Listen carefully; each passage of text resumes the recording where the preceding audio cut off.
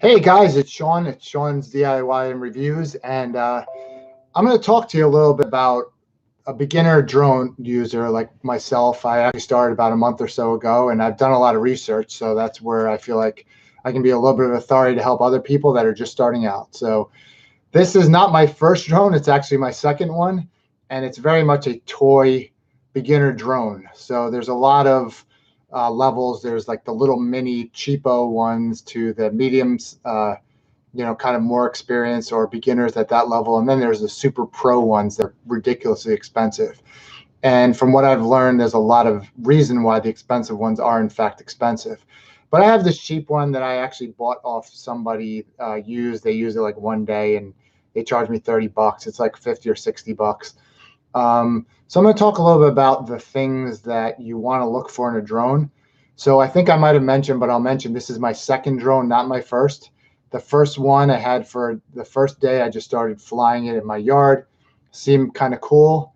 It was right around Christmas time. And then the next day I took the kids in the neighborhood, my kids, up to the nearest park and put the drone down, pushed the up thing. It started going up about 10 feet. I pushed down and the drone just kept going. It was way up in the sky and wasn't communicating with the remote control whatsoever.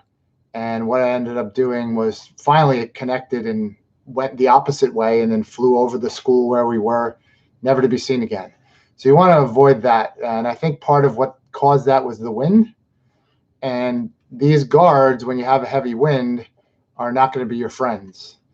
Obviously, if you have kids around, I recommend you have them, but they're not going to be your friends if it's windy out. So that's something to definitely be cognizant of, is that with wind, these things, the lighter ones, are not going to do so well. You probably already know that there's certain weight restrictions above which you have to actually register with the FAA. There's apps and stuff like that you can do that with. But just picking a drone, if you're not going to get really into it, then just something inexpensive like this. This is a DB Power. I'll put a link in the description below to where you can get this. I've had a lot of fun with it. I'm going to do a full review, including some video I've taken with this camera, with this thing. It does have an adjustable camera on it. Tiny little camera, though, as you can see. Not much to it. And, the video is okay. So that's that. The other thing is it uses a very small battery, and the battery life on this thing is probably about 7 or 8 minutes. So what did I do? I went out and bought a whole bunch of batteries. So I got 5 batteries, and they weren't very expensive. Just went on eBay and bought a whole bunch of batteries here, and they take a long time to charge. So the other thing I did was buy this Holy Stone charger.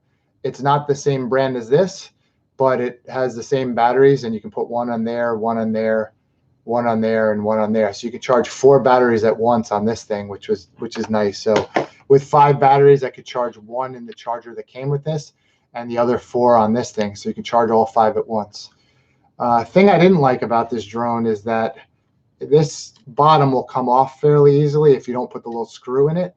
But with a 7-minute use time, I can't really see where I'd be taking the battery in and out and screwing a screw into this and unscrewing it. So I just put it in there and close it down. The other end of this, it goes in with the battery in there, and it secures it pretty well. The lights were kind of cool on it. It's somewhat easy to fly. You can do it in headless mode where it'll tip on each axis only, and then there's another way where it'll just go forward, back, side to side, and rotate. So that's that. The transmitter and remote control is kind of cool about it, but really I don't want to get into that kind of thing and review this at this point. What I really want to do is talk about, if you're looking for a decent drone, what you want to look for. And to me, $150 to $200 is probably my max. If you have a lot of money to spend, DJI seems to be the best way to go. But something inexpensive like this, it's just going to be around the house type of thing, and video quality is going to be if you want something decent, here are the things that I would look for. One thing you'd want to do is, if you want something decent, is GPS. So the GPS drones, which this is not, will allow you to set the GPS to where you are, and then when the drone goes off anywhere else, if it loses connection with your remote, or if if it's running low on battery, it's automatically going to come back. So you don't have to worry as much about losing it. What you do need to worry about, though, is if it's out and about and it's coming back, it can still potentially hit trees and stuff like that. So you want to kind of be careful with that, with how far as that goes. Also, battery life is going to be a key component. Some of them will do 15, 20 minutes on big batteries. And these ones are tiny little batteries. They're just, 750 milliamp hour. So really tiny little thing that fits in the palm of your hand. So not that big, not going to give you a long flight time. And wind and so on is going to make it even less. SD card. This drone does not hold an SD card. And why do I think that's valuable? Why do you need that? Because without an SD card, you basically, the video recording is going to go to your cell phone. So the further away this is from this, the more cut up and choppy your video is going to be. And in that case, if it goes beyond a certain amount, you're not going to really get good video. If you have an SD card, it's recording onto the actual device, just like your camera would do, or your cell phone or whatever. So you're going to get much better of video and pictures. Again, it also depends on the camera. This is a 720p camera. It's not very good. Then there's other ones, cameras that have gimbal. So when the drone moves back and forth, the drone might move, but it gets cushioned by the gimbals. This obviously doesn't have that either. But that's not as important. But I would say the SD card is super important. So if somebody's watching, definitely go ahead and ask any questions. I'm happy to answer them. Another thing that you're going to want, as I mentioned, is batteries. So don't go with just one battery, because even if it's a 20-minute fly time, you want to have at least 2 or 3, because if you go out and you're flying your drone, 20 minutes goes by and you say, man, I really wish I could have gone 30 or 40 minutes. You want to have that second battery or third battery to extend the enjoyment of it. So a lot of times another battery is $5, $10, $15, probably worth it if you're going to have the drone for a long time. Good camera. So 1080p, they even have 4K ones.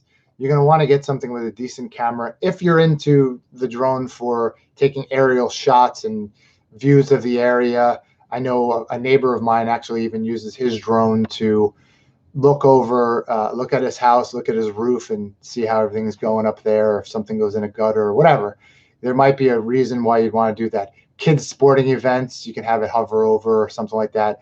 Check ahead of time whether that's allowed, but maybe that's something you can do as well. Like I said, SD card's important. GPS, if it has GPS, those GPS ones will allow you to take GPS off or put it on. So you can take it off if you want to be a little more wild and you don't want the GPS to control it. As I mentioned, the wind blowing on this thing. So if I just let this, put it up a little bit and let it just kind of hang there, the wind's going to blow it up and down, left and right. It's not going to stay in one place. With a GPS drone, you lift it up a certain amount, it's going to stay almost perfectly stationary right where it is. So that's going to be useful for wherever you fly this thing. It's going to stop and it's going to give you great video wherever you are. So that's another thing. Like, obviously to the extent the camera is good, but if you have the best camera ever and it's shaking around, it's not going to be good video. So, you definitely are going to want to have GPS. And like I say, you can take it off, but I think that's also going to prevent the issue that I have with the first drone where it just took off. This one has also took off on me, but fortunately I ran after it and went one block up and I picked it up off the ground. It was fine. Did take a really good crack and, drop, and it was perfectly fine. So quality wise, it's good. My kids have a blast with this thing. It's not for kids to fly. They're not really going to be able to do it very well. Other nice to haves. Some of these other drones have follow me mode. So what that means is the drone goes here and then you go somewhere with your phone. It sees the GPS in your phone and it'll follow you. So you can go running. It can follow you. Maybe you're out on a boat. Maybe you're going on a bike ride, whatever it is. The drone can follow you. This one does not have that. Most of the entry-level drones don't have that. Another thing, sensors on the bottom. So there's other ones that will have sensors that can tell how close it is to the ground. So when it gets to a certain level, it'll start going down much slower and just make a really nice landing. Some of them even have sensors or cameras on the bottom that can find the landing pad where you took off and land exactly and precise where you want it to land. Like I said, battery life being the most important, sensors, follow me mode, camera quality is going to be really important. But yeah, I mean, personally, I would look for GPS drone unless I'm going to do something flying in the house. Now, if you have a GPS drone, you're probably not really going to fly it in the house because you're not going to get a GPS signal in the house unless you turn off GPS mode. And some of them allow you to do that, and you can do that in the house. So definitely consider all those features. Look at a lot of the drones out there that have the features that you're looking for. Make sure you know what you're looking for. And I'm definitely an advocate of secondhand as well if you can get them. Would I buy this drone again? No, I'd probably just invest a little bit more because I want to get something better. If somebody watching this has drones that are available and you want me to review it, I'd love to. I like this. It's perfectly capable if you're just going to be a hobbyist that every once in a while just wants to fly a drone around your house for fun or fly it out off your porch or whatever, right? It's perfectly capable, perfectly adequate. And once I do my video, I will post a link to that video here in the comments below, and also in the description. But you know, for a little just fun, dinky, save money type of drone, this is fine. If you kind of want to get into it more, want to get some good aerial shots, want to take it on vacation with you to get good aerial, you know, like go to the beach or, you know, go somewhere on vacation, fly it up above where you are, you know, nice scenic views, that kind of thing, you might want something better. But again, remember the FAA requirements. So that's, I guess, a lot of what I've known so far about drones. If you're interested, let me know, and I'll post a few that I've looked at and thought are pretty darn good in the comments below. I also will put a link to this because it's, like I say, really inexpensive. I think on Amazon you could probably get this for about $50, and it's really not bad. It does 360 flips, which is nice. You know, prop guards, I won't fly it without them because I have little kids, and if they touch these blades when they're moving, it's going to hurt. And these are kind of nice thin blades. There's other ones that are thicker. So obviously top of the line is going to be DJI and so on. Lower end, you know, you can buy $30, $40 ones, and there's a whole bunch in between, and everything's really somebody's opinion. I'll also put down below some of the stores where you can buy them besides Amazon. So with that, I'm going to say thank you to anybody that's watched this video. And if you have questions, I'm the type that research things. So if I don't know the answer, I'll find it for you. Would love to answer your questions and help you out there. So thanks for watching. Is this something that's of interest to you? Should I do, you know, get into reviewing drones? It's something I'm kind of interested in. I might actually do that. What other content would you like to see me do? Would you like me to do more of a Q&A? Would you like me to do lives? Would you like me to review and talk about things live? Did a video recently on this speaker, which is going to go up soon. It's the Ultimate Ears Boom 2. You know, I've done microphones. I do pretty much anything electronics and DIY around the house. So, you know, let me know. I would love to tailor things to what you're looking to see. Thanks. We'll see you in the next video.